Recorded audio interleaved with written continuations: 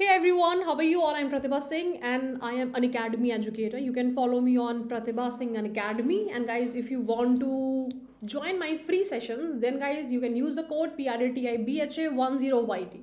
And guys, if you want to get PDF of all the sessions, then guys, you can join me on Telegram. There you will get all the updates related to my classes. Okay, Pratibha Singh Academy. And guys, my WhatsApp number is 8764688535. This is my WhatsApp number. You can join me. Okay guys, so आज का जो हमारा topic है वो है inversion rule. Grammar में inversion rule जो है वो क्या होता है. Okay and guys this is my code. अगर आपको सब्सक्रिप्शन चाहिए तो गाइज आप मेरा कोड यूज़ कर सकते हैं, जिससे कि आपको 10% इमीडिएट डिस्काउंट जो है वो मिल जाएगा. ओके सो गाइज आज का हमारा rule. So guys which sentence is the correct sentence? Never I will call you, never will I call you. कौन सा सेंटेंस जो है वो आपका करेक्ट सेंटेंस है? Tell me guys. यहाँ पर सोचिए, और अगर आपको नहीं पता है तो ये वीडियो आपको एंड तक देखना है. Never I will call you, never will I call you. Okay guys, so guys हम यहाँ पे बात करते हैं अपने किसकी? इन्वर्जन रूल की. ठीक है, इन्वर्जन का मतलब क्या होता है? First we will have to understand what is inversion. अब आपने फिजिक्स में, केमिस्ट्री में हमेशा ही आपका एक जगह, आपने साइंस के रहे हो तो आपने पढ़ा होगा. ठीक है, जैसे कि है यहाँ पर आपका प्रेशर जो होता है वो इन्वर्जन किसके होता है? टेम्परेचर के होता है. आई डोंट नो, फिजिक्स बहुत टाइम हो गया पढ़े हुए.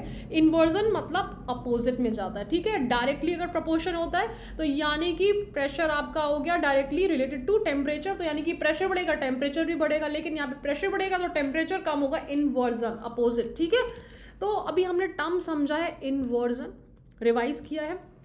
अब देखो ये क्या है? Adverb of time. एडवर्ब्स हमारे क्या आते हैं? अगर बिगनिंग में होते हैं, जैसे कि ऑलवेज हो गया, नेवर हो गया, एवर हो गया, ये जब आपके बिगनिंग में होते हैं तो इन्वर्जन बनता है. इन्वर्जन कैसे बनता है? यहाँ पर adverb of time plus helping verb, ये क्या कहलाते हैं? इन्वर्जन रूल को बनाता है. अब अगेन समझते हैं कि ये क्या कहलाता है.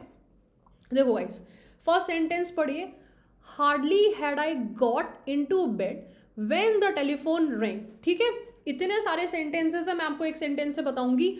हार्डली हमारा क्या है? इसका मतलब मुश्किल से ही. ठीक है, मुश्किल से ही मैं बेड में गया जब टेलीफोन बजा. ओके, तो ये हार्डली के बाद में आपका हैड आया है, हेल्पिंग वर्ब आया है. अब इसको हम थोड़ा इजी वे में समझते हैं. देखिए, आपने मान लीजिए किसी को बोला है I will never help you. Okay, I will never help you. क्या ये सेंटेंस करेक्ट है? बिल्कुल करेक्ट है सेंटेंस. आप बोलोगे कि मैम बिल्कुल करेक्ट है. नेवर आपका in the middle of the sentence है, ये हमारा वर्ब है. वर्ब से पहले आपने ये एडवर्ब ऑफ टाइम यूज किया है. ठीक है, अब गाइज देखिए यहाँ पर if I use a same sentence, but मैंने नेवर को बिगिनिंग में यूज कर लिया है, स्टार्टिंग में. Never I will call you. Now this sentence is incorrect sentence. And why sentence is incorrect sentence? Because I am using my helping verb after subject. ठीक है, instant using after adverb. तो मुझे will का जो place है वो कहाँ होगा? नेवर के बाद में होगा. और यही हमारा क्या कहलाता है? ये कहलाते हैं हमारा इन्वर्जन. ठीक है, तो नेवर विल यहाँ नहीं आएगा, विल का प्लेस नेवर के बाद में होगा. Got it? सो गाइज, क्योंकि आप नेवर को पहले यूज कर रहे हो इसीलिए विल हमारा बाद इसके साथ में आएगा. ओके, अब हमारे ये सारे examples. Never had she scene such a beautiful site before. उसने इससे पहले कोई ब्यूटिफुल साइट देखी ही नहीं. अब गाइज देखो, ये सेंटेंस तो आपके हो गए हैं पास्ट के. ठीक है, लेकिन गाइज ये हमारा जो रूल है सिर्फ ऐसा नहीं है कि पास्ट के लिए अप्लाई होता है, प्रेजेंट फ्यूचर सब में चलता है. तो ये क्या है? हमारा सेंटेंस प्रेजेंट में है. Seldom do we such an amazing display of dance. तो seldom do we see such an amazing display of dance, क्या मतलब हो गया? कि बहुत ही मुश्किल से हम ऐसा अच्छा डिस्प्ले डांस का देखते हैं. ठीक है, बहुत ही कहीं गए हो, बहुत अच्छा डांस देखा है, बोलो आप क्या बोलोगे कि बहुत अच्छा डांस देखा है हमने, तो बहुत ही कभी कभार मुश्किल से ही देखते हैं. ठीक है, rarely will you hear such beautiful music. तो ये क्या है? ये हमारा फ्यूचर है, तो ये क्या हो जाएगा, rarely will you hear such beautiful music. Okay, only then did I understand why the tragedy had happen. ठीक है, तो only then did I understand, तभी मैंने समझा कि ट्रेजेडी क्यों हुई. तो ये ओनली देन आपका स्टार्टिंग में लगा, इसीलिए डिड कहाँ पर आया, इसके बाद में आया है. ओके, सो गाइज इंपॉर्टेंट आपके लिए हैं, क्योंकि आपके एग्जाम में ये सारे वर्ड्स नहीं आते हैं. एग्जाम के पर्सपेक्टिव से जो है मैंने लगा दिया, नॉट ओनली बट ऑल्सो आता है. ओके, ये आपको याद ही रखने हैं, इनको भूलने का सेंस नहीं बनता. If you are preparing for any exam, any competitive level exam.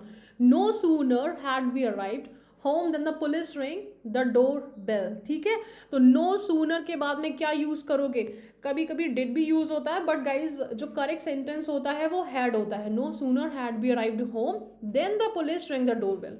Scarcely had I got off the bus when it crashed into the back of a car. Okay? समझ में आया. तो guys hardly, scarcely, when, no sooner, then आपका बहुत ज़्यादा पूछा जाता है एग्जाम में, याद रखना है. Got it. चलिए, only in this way could John. अब देखिए गाइस, ज़रूरी नहीं है आपका कुड भी यूज़ हो सकता है. कुड आपका क्या है, ये आपका हेल्पिंग वर्ब, मॉडल वर्ब है. ठीक है, तो guys in no way do I agree with what you are saying, on no account should you do anything without asking. So guys, whenever you use adverb in the beginning of the sentence, you have to use inversion, that means helping verb with adverb. ठीक है, so guys आपका sentence जो correct sentence है कौन सा हो गया, never I will call you या फिर never will I call you. Never के बाद में हेल्पिंग वर्ब आया है, यहाँ पर नेवर हमारा बिगनिंग में है, तो guys this is the correct sentence. Okay okay guys, तो मुझे कमेंट सेक्शन में बताइए, seldom does one here a politician से सॉरी, इसका क्या मतलब है, और ये क्या हमारा सेंटेंस करेक्ट है या फिर इनकरेक्ट सेंटेंस है, आपको ये मुझे कमेंट सेक्शन में बताना है. ओके गाइज, तो अगर आपको ये वीडियो पसंद आया, so guys please like this video, and guys please do comment, do subscribe. अगर कोई आपको डाउट है तो आप मुझसे पूछ सकते हैं. Thank you guys, thank you everyone.